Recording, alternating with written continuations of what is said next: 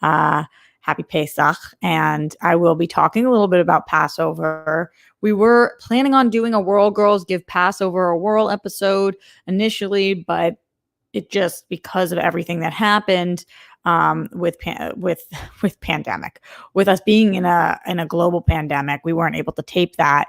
So next year we will definitely I will make them give Passover a whirl, because it is one of the stranger holidays that we partake in. But I do want to talk a little bit about it. Also, this morning we woke up to, or depending on where you are in the country or in the world, maybe you were already awake, or maybe you were maybe you were going to sleep. Bernie Sanders dropped out of the presidential race. So we'll talk about that. I don't really have that was the dumbest of it. I don't really have really strong opinions. But I guess I have some thoughts. So maybe we could talk about feeling the burn, and just what that looks like moving forward. So yeah, we will talk about that. Also, wow, sync is off. Is that true? Hopefully it's okay. Also, I didn't get to talk much about that Ezra Miller situation yesterday, so I do want to talk about that. Plus, I grabbed these two things from over in my living room, because it just feels like there's so much blank space here when I'm by myself and we're not in that split screen. So yeah, we'll definitely be looking at this beautiful succulent and this bottle of wine that I'm not currently drinking, even though it's Passover, because I'm trying to keep my immune system up. Throughout the show, guys, if you want your comment read or your question asked, then make sure you put it in the super chat or in the Streamlabs, streamlabs.com/Roxy Stryer. Also, as always, give this video a thumbs up, subscribe if you have not already, and most importantly, well, they're all pretty important, tell a friend. We're growing the Rockstars band. Every single day I can see at least one new person that's in here, which is so awesome, and we're grateful to have you guys. I'm grateful to have all of you, and also, I love seeing, if you're a patron of mine on my Patreon, in the Discord, people are always talking about the Rockstars and what it means. And I'm just so happy that we've built this community. But I do want to start with a couple of the super chats, starting with Larry Lease, who tends to start off our super chats for the day. He says, Roxy, can you sing me happy birthday? Larry Lease, is it your birthday? Because then I will say happy freaking birthday to Larry Lease, one of the greats. He also says, everyone hit that like button, just proving that he is great. Larry, let us know, is today your actual birthday? Very important information for us to have. It's a VIP, very important person. You guys know what VIP is. Why would I just say that? Who knows? Going over to the Streamlabs for a second, streamlabs.com/Roxy Stryer. Shout out to Donnie A, who just was showing some support in here. Appreciate that. And to Glenn Caesar, who says, hey, Roxy, happy Wednesday to you and all the rock stars. No question, just wanted to support. Thank you, Roxy and all the rock stars, for being good people, trying to bring positivity every day and keeping this place filled with a mellow, loving vibe. Hashtag the rock stars rule. Glenn, you're the most generous person on the planet. I'm obsessed with you. That's kind of where it starts and ends. You rock. Shout out to Nate Drake, who says, hey, Roxy, it's Alba, not Alba. Just saying. Thank you, Nate. How wonderful of you to stop by and say that. That's fine that you believe that. I think that they made the right call. I think it was the only call to make. But to each their own. You're allowed to have your opinion. That's fine. Totally. That's fine. People are just flipping out at me about it on the internet, and I'm a little tired of it. It's my opinion. So I can't have it. I'm okay with you guys having yours. Anyway, but thank you for the support. Let's start by talking about this Bernie Sanders situation. I call it a situation because it's kind of what it is. It has become a situation. Bernie Sanders dropped out of the race. And, I think that people were surprised only because of his unwillingness to previously drop out, when it seemed like he he would or should. I'm using those in quotation marks because I'm not saying that I said that, but that's what a lot of people were saying when it seemed very clear that Biden was going to win the Democratic nomination. People thought that Bernie should take a back seat, or a lot of people thought that, so that Biden could move forward with all of the Democratic Party behind him. But, I have to say, I'm pretty surprised. I'm not surprised as in the last month I'm surprised. I'm surprised as in how everything went the last year. I'm pretty surprised that Biden got the nomination. And don't get me wrong, you guys know I'm very upfront with you. I will be voting for Biden come November if we have an election and we're out of pandemic and we can go vote. I will be voting for Biden. And I don't even dislike Biden. I like Biden. I think he has a lot of empathy. I think he has, the support of a lot of people who supported Obama. I think that he has, I seem to like him as a person. I've never met him, but he's very typical. He's just very typical candidate. And after we saw Trump get elected, who was not typical candidate, I kind of thought we were going to go with somebody. The Dems were going to go with somebody or want to vote for somebody who was a little more left-leaning and a little more out of the box. Bernie Sanders, Elizabeth Warren, Pete Buttigieg, all of them being a little more out of the box. And I'm just surprised that this is where we ended up. I think it shows that a lot of people want normalcy. And after Donald Trump, they're scared to have somebody who is more outside thinking or outside the system. Biden is a very system player. I'm not saying that means he doesn't think for himself, but he's somebody who obviously already has been in the office, already has, we know what we're going to get pretty much. And it's kind of fascinating to me that that's who the Democratic Party voted for. And surprising, but that is what happened. And if I'm being honest with myself, if it was not for this global pandemic, I think that Donald Trump would wipe the floor with Joe Biden. I think he would have beat him. Wiped the floor with him. I think that he would have. I don't think that Joe Biden is the best debater. I think that Donald Trump would have put him in a really tough position multiple times. And I don't think that he would have stood a chance. But because of this global pandemic and because of people believing, and not everybody, but a lot of people believing Donald Trump has not properly handled the situation by making it that we're not prepared, so that every state is for themselves, so that there are not enough masks or ventilators or any of the things people need. And by the way, shout out to Gavin Newsom, who's just doing such an unbelievable job in California right now. And I cannot wait until he runs for president. And I really, truly cannot wait. But that's not this election. I think that Biden actually has a shot at beating Donald Trump because of the global pandemic. That doesn't mean I think he's going to. If I'm being perfectly frank, I still think that Trump will win. But I do think that this gives Biden a shot. So kind of interesting to think about how this will really change and affect what people do with their vote come November, or if it changes and affects it. I think there's been very few things in my lifetime that are to this scale. The only other one that I think is on even the same talking point, even the same conversation, would be 9/11 and how that affects people's votes or need for safety, or the way that they vote, knowing that something like that could happen. It affects the way you vote. Knowing that something like this can happen affects the way people vote. The way people vote.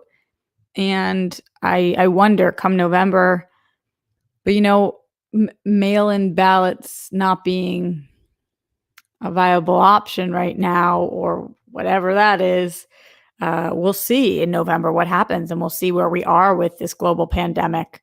But yeah, Jake Yakovet is reminding you all to keep it civil. I'm seeing that most of you guys are keeping it civil. And on this show, I know a lot of the shows of people in this space, like SEN, and a lot of them really do not talk politics. And this is not a political show here. I'm not, I don't solely talk politics. You don't come in so that you can hear politics, but I do talk politics because it's important to me, and I think important to you guys. And I try not to push my opinion on anybody. And if you are somebody who votes for Trump, you're welcome here. And if you're somebody who votes for Biden, you're welcome here. As long as you're a kind person and you're a rock star and you're good to others, I don't really care about. I'm not interested in having this just be a room full of people who agree with everything that I'm saying. But I do think it's important to talk about these issues and to think about how truly fascinating this time that we're living in and what it's going to do for the future. What I don't accept in here is anybody being sexist, racist, anti-Semitic, bigoted, anything of that nature. But that really should not be what politics are. It can be what they've turned into, but that shouldn't be what they are. So, it's tough. I'm looking in the chat right now. Amy says that I really believe in Bernie's ideology, so it's a sad day for me. Yeah, I think it's a sad day for a lot of people. And I'm using the word interested a lot, but I'm fascinated to see what Bernie supporters do, because I know that Bernie supporters, the Bernie bros, people who feel the burn, are a lot of people online, from what I've seen, are torn with what to do now. And I wish that wasn't the case. When I've told everybody this, I voted for Elizabeth Warren. I proudly voted for Elizabeth Warren. I love Elizabeth Warren. I think Elizabeth Warren would have made the best president of the United States. So that's why I voted for her. But when she dropped out of the race, I very openly said, because they have the closest beliefs to mine, whoever wins the Democratic Party will be who I vote for in December. So that could have been Bernie and it could have been Biden, but it happens to be Biden. And so Biden will absolutely be getting my vote. Do my ideologies line up closer with Bernie's than Biden's? Yes.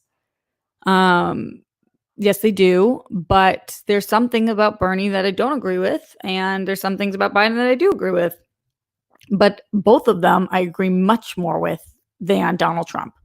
So that's why I'm still going to vote for Biden. And a lot of people who voted for Bernie are saying that they're going to write in, which people in my family have done too. And, last election, I believe 2 of my family members wrote in Bernie Sanders. And that drives me insane because, and they're allowed to, of course, but a write-in vote is really, you are exercising your right to vote, absolutely, and it's better than not voting. But if you're somebody who thinks you are 50-50 with what you believe, then maybe do that, I guess. But if you agree with one person more than the other, then you vote for that person because you agree with them more. Even if you don't agree with everything, those are the 2 options. So it's so strange to me that a lot of the Bernie supporters wouldn't be voting for Biden automatically. I guess it depends on the issues you believe in more, but yeah, I would urge those people to remember that the election is also very greatly about who we decide to put in RBG's seat, and if you want a Democrat making that decision or a Republican. It is very, very much about that also. So yeah, those are my thoughts on Bernie dropping out. I'd love to hear more from you guys, what you're thinking, how you're feeling. It has been a wild election so far, and I have a feeling it's about to get a lot wilder. I'm glad that at least we know who the people running are, who the candidates are now, though, and the campaigns can really take off because of that. Going into the Streamlabs, streamlabs.com/Roxy Stryer. Shane Miller says, love you, Roxy. I love your kitchen. There's no way for Bernie to win. Plus, the pandemic needs to take president, I think. Now is not the time to talk politics between Bernie and Biden. I don't think Biden can beat Trump, but we shall see. Stay safe. I don't know if he can either. I really don't know. I don't know if he can.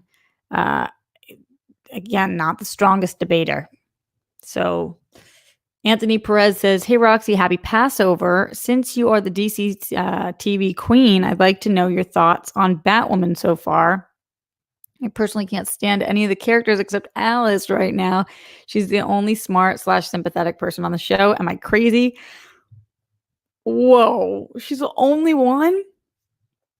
I'm a couple episodes behind. I just caught up on Flash last night, and I'm 2 episodes behind on Legends of Tomorrow. I'm caught up on Supergirl, and I think I'm 1 episode behind on Batwoman.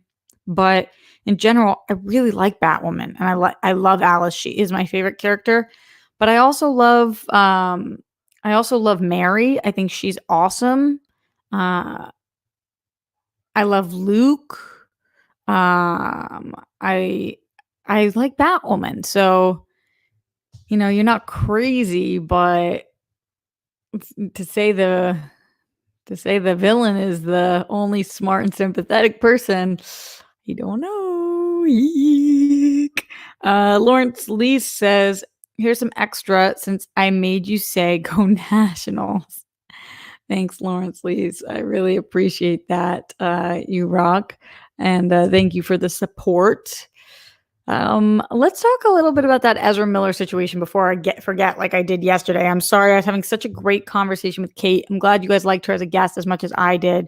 I thought yesterday was an excellent show because she does what it takes for a good broadcaster to do, which is open herself up, be vulnerable, but at the same time, she's able to pivot and shift and go from being lighthearted to being really deep and inspirational and then back to funny. I think she's incredible. But because of that, we were not able to talk about the Ezra Miller situation. So, or at least not that much.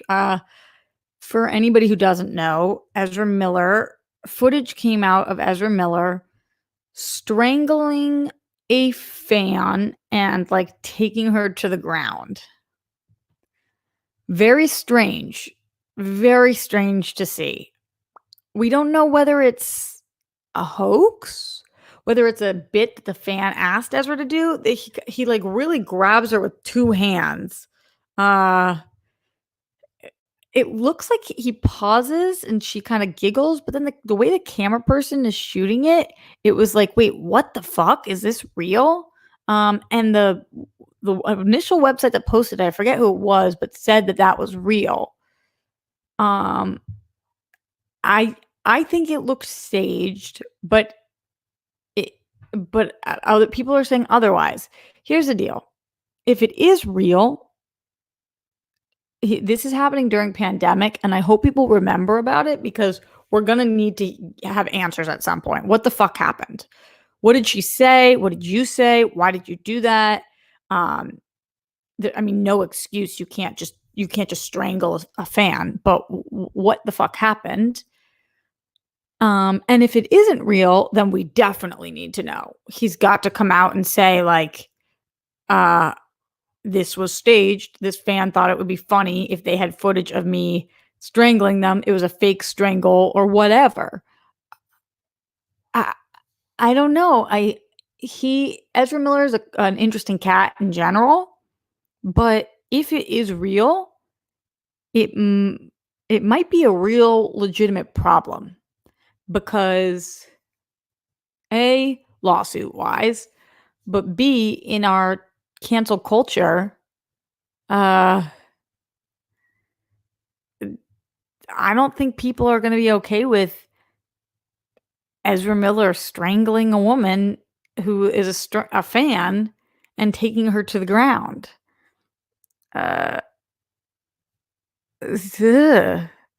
Yeah, Weston says it was short because the camera dude was more interested in helping the victim than filming. I know, because that's what the camera is the worst part. Because it's like, wait, the cameraman obviously didn't know what was happening, or at least they showed it like that. Did you see the original Flash movie director through shade him on Twitter? No, Calvin, I didn't. I want to see that. But Jonathan says, I saw the video. It looked like the woman was in on it. Yeah, I thought so too, because she seemed like so ready for, I don't know.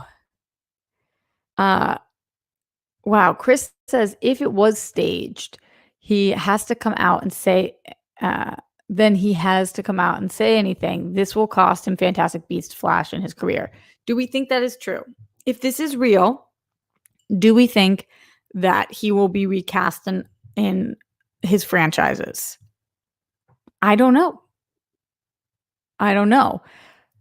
Wild that then Fantastic Beasts will have had this issue where there's been questions about and footage of both Johnny Depp and Ezra Miller. Again, not saying anything about the Johnny Depp situation because more came out after the fact, and it seems like him and Amber Heard both are in the wrong. But there's something in the water over there with Fantastic Beasts. I've also heard this is now me just talking, and what the fuck do I know? But I've also heard really great things about Ezra Miller. I've heard really, really wonderful things about him. So I was pretty shocked by this. It just seemed so out of left field. It didn't seem like she was like fighting it, or I don't know. It was so staged looking, except for the cameraman part. But maybe he didn't know, and maybe she knew.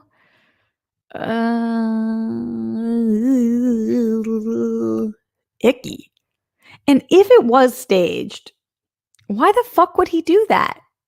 I feel like if a fan comes up to you and you're Ezra Miller and they ask you to do that, you should say no. Because of exactly this reason. Like, if somebody asks you to hit them or punch them or choke them and you're famous, you should probably say no.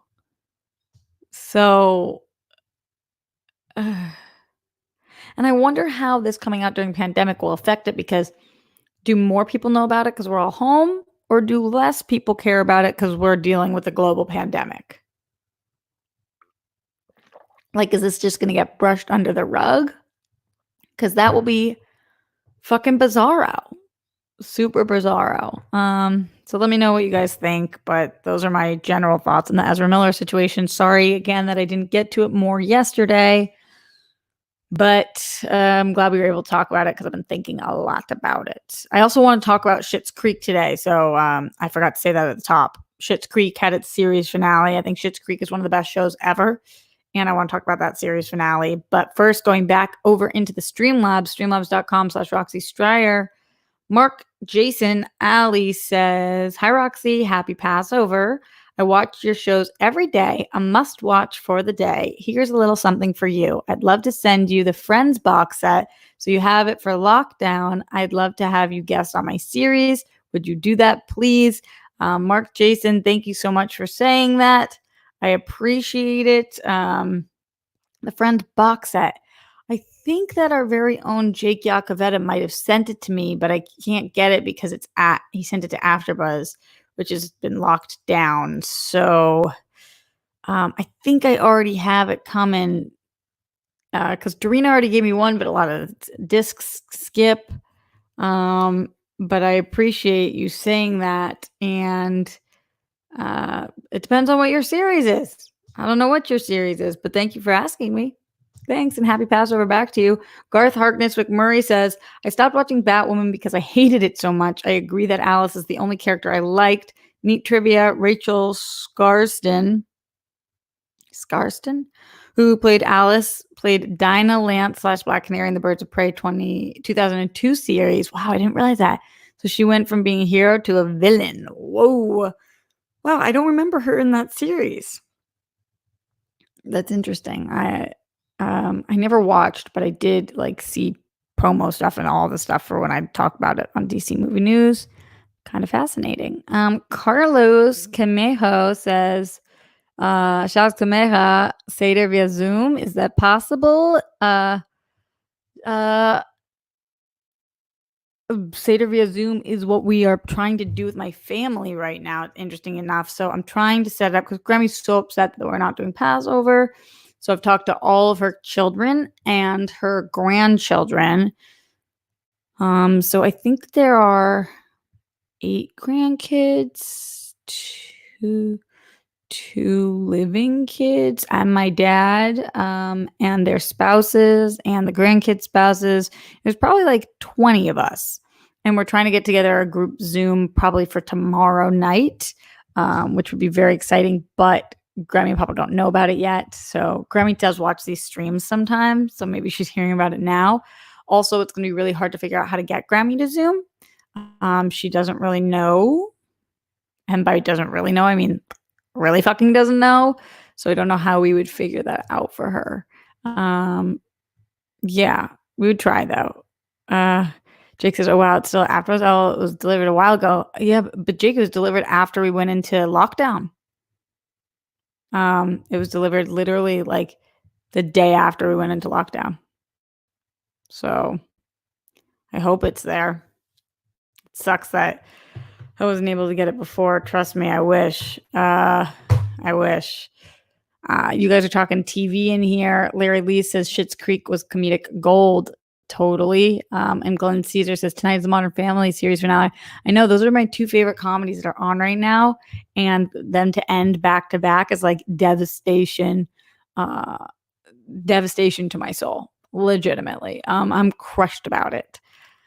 I love them differently, but I love them equally. God, this is so good. So let's actually talk about that Schitt's Creek finale.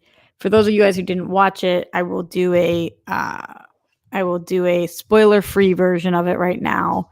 But in general, I loved the Schitt's Creek finale because it decided not to reinvent the wheel. It just decided to be beautiful and pleasant and funny and close out the storylines. It didn't do a 4-part finale or a 2-hour-long finale or but you never would have seen this coming finale. It just put a bow on all the situations. It was feel good. It was funny. It had a lot of our favorite character moments, things that we've seen them do a million times, lines that we've heard them say, callbacks to previous episodes. I teared up during the ceremony, which is in all of the teasers, so I can talk about that. But it was perfect. And to Dan and Eugene Levy, just so much respect for this series and hanging in. It just shows that people don't immediately catch on to things, but once they do, as long as what you're creating is great, it's at some point gonna be found.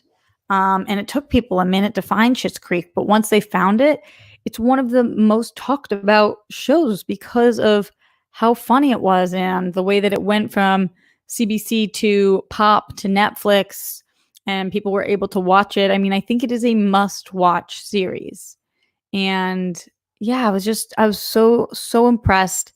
And the ability to have it be a father-daughter, a father-son show, and the daughters also, because their daughter, Eugene's daughter is Twyla. It's crazy that it's a family show about a family with 3 family members in it. And it also gave us Annie Murphy, who is so fucking funny that I can't even explain how much I love her. Catherine O'Hara, who this might be her at her best, and she's always at her best. And I'm crushed. I'm crushed to see it leave. It's pretty devastating that it's not around anymore. I think that it left at a perfect time, though, because much as I do believe we could have done another season, this seemed like the end of their story. their story came to an end, and then they decided to have that be the way that it was. And I think the lessons about losing your finances and finding your family and them really hitting that home in the finale was so poignant. And for a comedy, the way they did it, oh God. Send bunnies if you watch Schitt's Creek, because if you don't, you 100% should. Larry Lee says, no spoilers, but what do you think about how they closed the one character's story? Larry, I don't know who the one character is. The one character. I literally don't know who you're talking about. I mean, they closed all their stories. The one character. Yeah, you're going to have to say who you're talking about, Larry. I have no idea. Hitman Hudson says, Ken Knapsack 2020. I don't think Ken would want to be president. Why, you're thinking of writing him in? I guess I would prefer you write him in. Not really. That's a joke. It's a joke, guys. I make a joke. Morse code Z says, Variety reported there was an incident in a bar between Miller and a pushy fan, causing him to be escorted out just before the video was recorded. Also, we're doing a Zoom Seder in 90 minutes. Oh, Morse code. That's awesome. You're doing a Zoom Seder. Also, so the video was after the pushy fan. So was that, they're saying that that's the same pushy fan? I need more information. Mark Jason Alley says, my series is on YouTube over at the Fan Carpet Extra. It's an interview series that I do over StreamYards. Thanks to you and the SEN crew. Oh, that's so awesome. Message me about it. We'll see if we can figure something out. I don't know what the Fan Carpet Extra is, but that's pretty great. And I love that you're doing it because of the SEN crew. They rock. Also, thank you to Glenn Caesar for pimping out my stream. Appreciate you. He says 157 watching, 83 likes. Click the thumbs up. Pimp it out, Glenn. Pimp it out. What? Pimp it out, Glenn. Pimp it out. Okay, so a lot of people in here have mentioned. Why do I do that sometimes? I guess we'll never really know. A lot of people have mentioned Passover in here, so I do want to take some time to talk about Passover a little bit before I do PLD. Hashtag Jake Yakoveta 2020 shots for all. Oh, that's his platform. It's a pretty good platform to run on. And Larry says, David's special moment. I admire how they did it. Oh, wait, how did you phrase his special moment? I don't even know what you're talking about. Are you talking about his happy? What are you talking about, Larry? I don't even know. Huh. All right. Well, sorry that I'm not picking up what you're putting down at all. But that's fine. Let's talk about Passover. Who are my Jews in the house? How many Jews do we have in here? Talk to me. Send bunnies. Send Jewish symbols, stars, the Israeli flag, a menorah. I don't know what the emojis are in here. Passover. So if you hear us say Pesach, that's also Passover. And I'm literally wikiing this right now to read to you guys a little bit about it, but then I can fill in some of the blanks because so many of my friends don't even fucking know what Passover is. So Passover is a big deal in the Jewish community. Hanukkah is a thing we celebrate, but it's really a bigger deal because it's around Christmas time. So that's like one of the reasons. I mean, it is still a big deal, but it's not as like religious of a holiday. Passover, it says Passover is one of the 3 pilgrimage festivals during which the entire population of the Kingdom of Judah made a pilgrimage to the temple in Jerusalem to make the pilgrimage to Mount Gerizim, but only men participate in public worship. So it's a journey. During the existence of the temple in Jerusalem, Passover was a spring festival that was connected to the offering of the first fruits of barley, as barley was the first grain to ripen and be harvested in the land of Israel. Oh, this is such a boring take on Passover. I want to find all right, origins. Origins of Passover. Passover, the ritual prior to no. Let's see. Fun Passover story. Basically, how to make a fun, wild, wonderful big Seder. Let's see. I like this. For most Jews today, the two main events of the Jewish calendar are Yom Kippur and Passover. Of those two, you might be surprised to hear that Passover wins hand down. The 2013 Pew survey found that 70% of Jews took part in Seder this past year, while 53 fasted for all of Yom Kippur. I definitely participate in Passover. I rarely participate in Yom Kippur. Yom Kippur is when you see Jews fasting from sunup till for 24 hours, basically sunup to sundown, sundown to sundown. I don't do that because I'm not religious, but a lot of my friends do. So if you're out to pull Jews in, don't pass over Passover. Get the word out to your friends. Let's see. What are your objectives? To make a nice Seder, you want to have. So the Seder is like, I wish I had a Seder plate to show you guys what goes on the Seder plate. It's like all different shit. I'm doing the best job describing Passover right now and the things that go on. Good thing we're not doing an episode of this. Okay. So basically, you sit around a table and you read from this book that talks about the story of Passover, talking about the Israelites and their journey. And as you're reading from it, you do different things in the Seder. So there's a Seder plate, and there's different things on it that all represent something else. So like bitter herbs and things will represent like the tears and so food to represent. But this food is not yummy food. The food on the Seder plate is like a bone, and like the charos, it's yummy. That's apple and cinnamon and like nuts. And then there's like what is it, like fucking parsley, and you dip it in salt water and eat it. I mean, it's not like a yummy Seder plate. An egg, the egg part's okay. And you explain what each thing is for while you go around. And some people's Seders take a really long time. Like some people's Seders take hours, and some people's Seders take very quick. Depends on how religious you are or how you're celebrating it. We do pretty much a half-hour long Seder where we go around and we all read from the book, and each person gets a turn. And you sing a few different songs also. And then at the end, you get to eat the Passover dinner, which is not what's on your Seder plate. For us, it's like brisket and carrots and potatoes and matzo ball soup. And then there's the hunt for the afikomen, which is a piece of matzah that is hidden. It depends on what family you're in, but you go and hide a piece. So for us, if you're the adults, you go and hide a piece of matzah somewhere in the house, and then the kids all run around and try to look for the matzah, and whoever gets the matzah comes and brings it back, and they win a prize.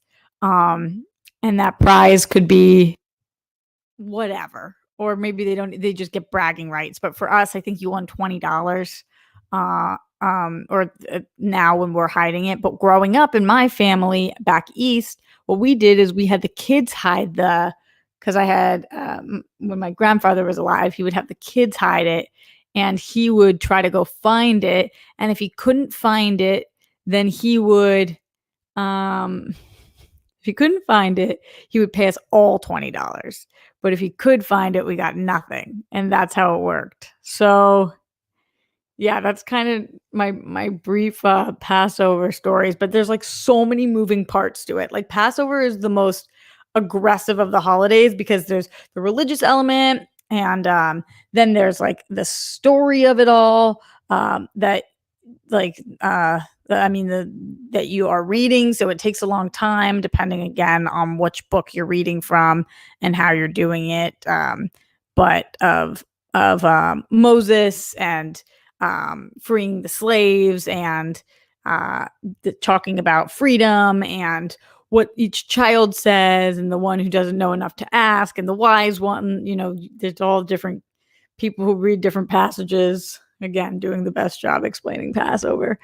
And then there's the afikomen, and then there's the food, and then also, wait, what is the part of the Seder you like? For everything that somebody says, you take a drop of wine and you put it on the plate. You take a drop of wine and you put it on the plate.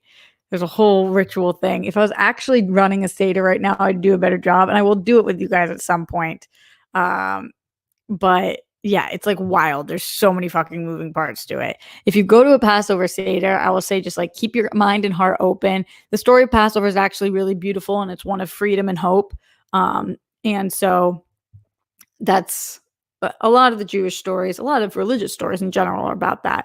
But I appreciate that aspect of Passover, and I also love it's great food, not the stuff on the Seder plate, but what you actually eat for dinner.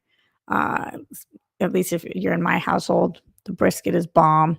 Ben Rayner says Rugrats Passover was the best. It was the best. It was also one of the only. There's like no Passover stories. So yeah, it is one of the best. Mayra M says, I used to work at a Jewish preschool for years. I find the holiday to be beautiful and very educational. We would do the Seder with the children. So I'm sure you guys would do like a shorter Seder. You're not going to do multiple hour-long Seder. Yeah, so that's kind of how it works. Hopefully any of that stuck with you guys, because I know it's a complicated holiday. And like I said, a lot of fucking moving parts. I don't think anybody's ever explained Passover with more F words in it. Do you guys think so? Going over to the Streamlabs, streamlabs.com/Roxy Stryer. Mark Jason Ali says, what's the best way to contact you? I wonder if I can gift you a box set digitally. The best way is probably through my Patreon, patreon.com/Roxy Stryer. People message me there. That's how I get to it quickest. And then you also have access to my Discord. Egypt, the 10 Commandments. Yeah, that's part of the blood dripping. Sally Mercedes says, I've been to one Passover Seder. It was thoroughly enjoyable. The friend hosting it, so enthusiastically Jewish. It's great. LOL, love him. Yeah, people, like, I gotta say, I really do love Passover because it's such a great family time, and I love the telling of stories. And the part of me that is so proud to be Jewish is because of our history and our past. It's not the religious elements, it's us as a people and everything we've gone through. And so it does a great job of explaining all of that. Wonder if I could get my Seder book here to read it to you guys. It's kind of interesting. I have a really fun one, not a boring one.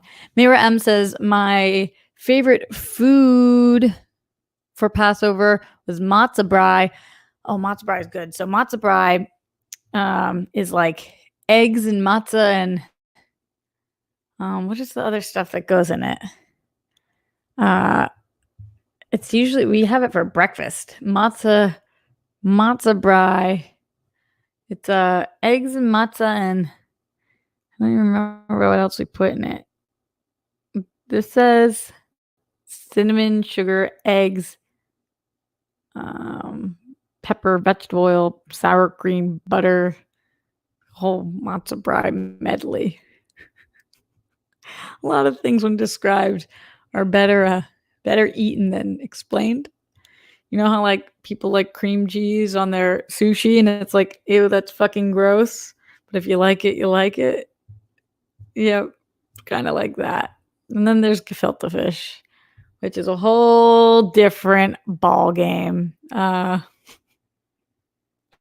Again, so good at describing Passover. It's so good at it. Larry Lee says, try one more time. David's most personal special moment. I don't know what you're talking about, Larry. I guess you and I interpreted it differently. His most personal special moment.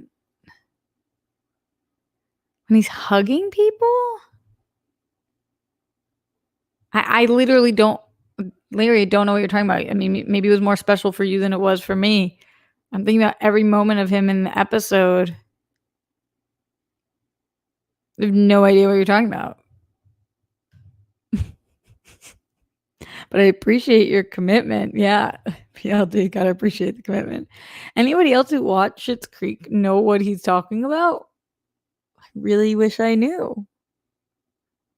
No idea. What the fuck is he talking about? What? Who is it? What is it? Everybody knows from the commercials about the wedding. You'd think that'd be the personal special moment. I just can't. Oh, I hate when my brain does this. Help. PLD says you should try Streamlabs, but have her not actually read the spoiler. Oh, good call. Good call. If you do that, then hopefully I'll know what the fuck you're talking about. I want to respond to you because you've tried so hard and it's your birthday and I'm here for that. But also, what?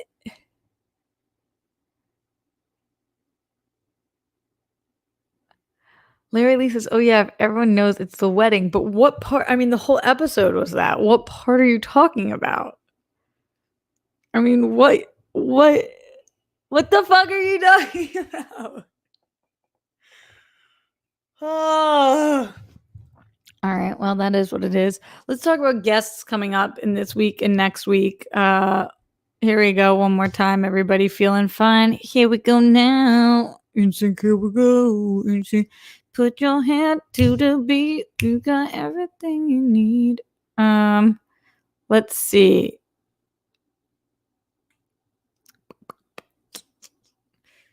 Okay, pulling up my calendar.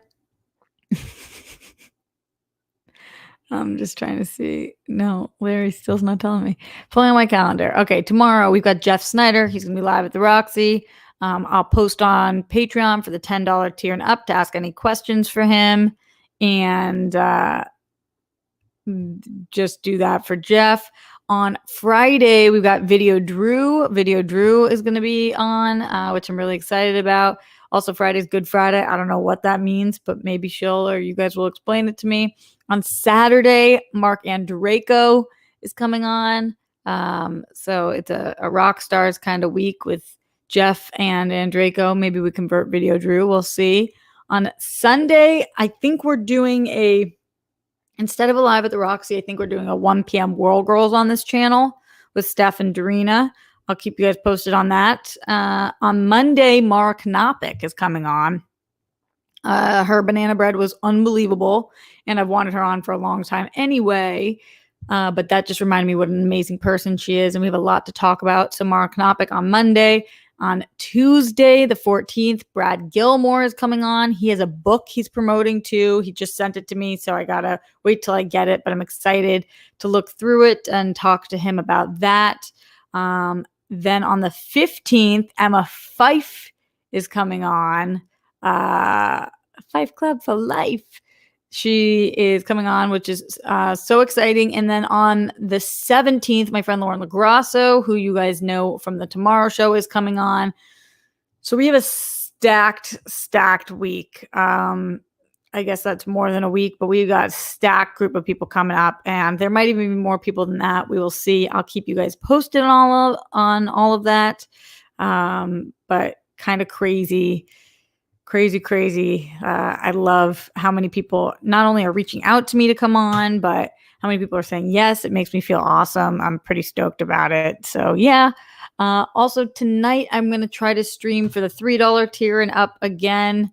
I do try to do it at least a couple of times a week. So I'm thinking tonight, but if not tonight, then tomorrow night, as my throat is feeling not sore, but like I've just been talking a lot on conference calls. So I might need to give it a break, but if not, then I'll do it after this today. I do have acting class weekly on AfterBuzz TV. That will be at 3:00. So in an hour and a little bit.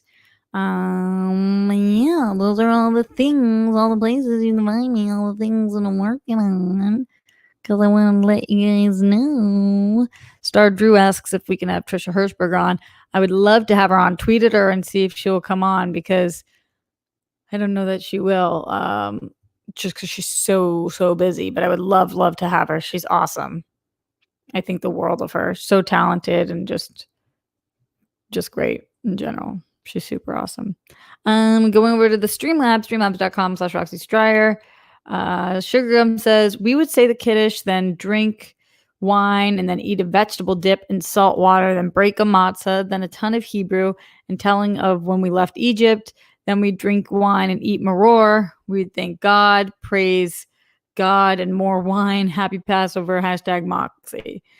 It's so crazy because Moxie's me and Mike Kalinowski. So now you guys have made Moxie different. But yeah, there's a lot of wine drinking on Passover.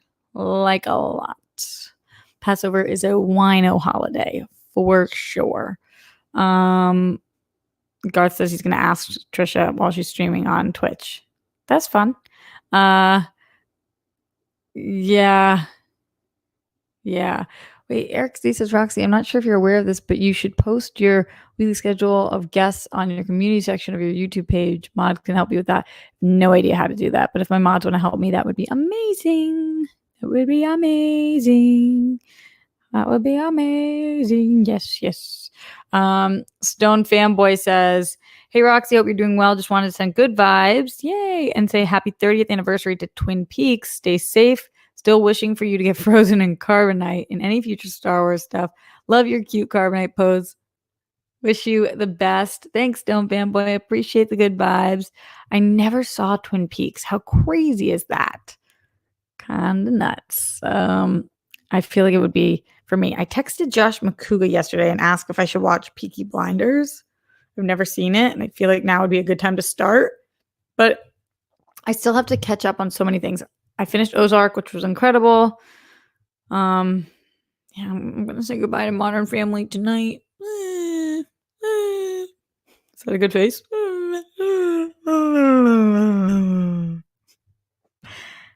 Anyway, Jonah Check says, no question, just showing support. Appreciate you. Johanna, thank you. I appreciate you, Johanna, for showing support in here and for being awesome and a rock star and all those amazing things.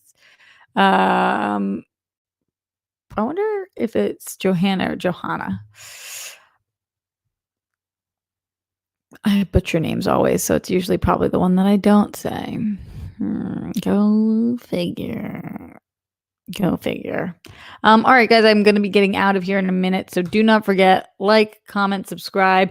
Because I can't do this when we have guests here, I do try to give a shout out to everybody who wants one when we have no guests at the end of the stream. So if you would like a shout out goodbye, just say goodbye. Get in any last minute Streamlabs or super chats in the comments so that I can answer them as we are heading out of here. I'm sorry to Larry Lease, who I never figured out what the fuck he was talking about. I tried. I really did. I racked my brain. I tried. I really, really tried. But it just didn't work. So, yeah. Again, don't forget that Snyder is coming on tomorrow. And yeah, and that whole entire week. Goodbye to everyone. Shane Miller, BC, Garth McMurray, James Hall. Pardis Jesu Dassin, Jeremy Miller, Andrew Thomas, PLD, Thomas Berg, Amy, Rob K, Daniel McConkey, Naveen Narin, Weston Ira, Navjot Holly, all of the people,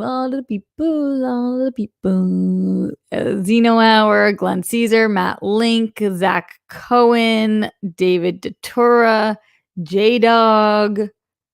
Trying to give you guys time all to get your goodbyes. Get your goodbyes in. Rob K, Rednax 42, Jake Yakavetta. Jake, you're the shit. Mark Jason Ali, Paul Tutillo, Garth McMurray, Jordy Duran, Adam Rodriguez, Larry Lease. Sorry, Larry, again, and happy birthday, my dear. All right, guys, I will see you tomorrow live at the Roxy, 1 p.m. PST. You guys know the deal. Talk soon. There's a lot of uhs today. Losing my mind a little bit. Still trying to think of that frickin' Schitt's Creek moment. Still trying. Just not coming to me. Just not coming to me. Bueller. All right, Manny Gonzalez, Paul Nuzio. Love you guys lots. Talk to you soon. Bye.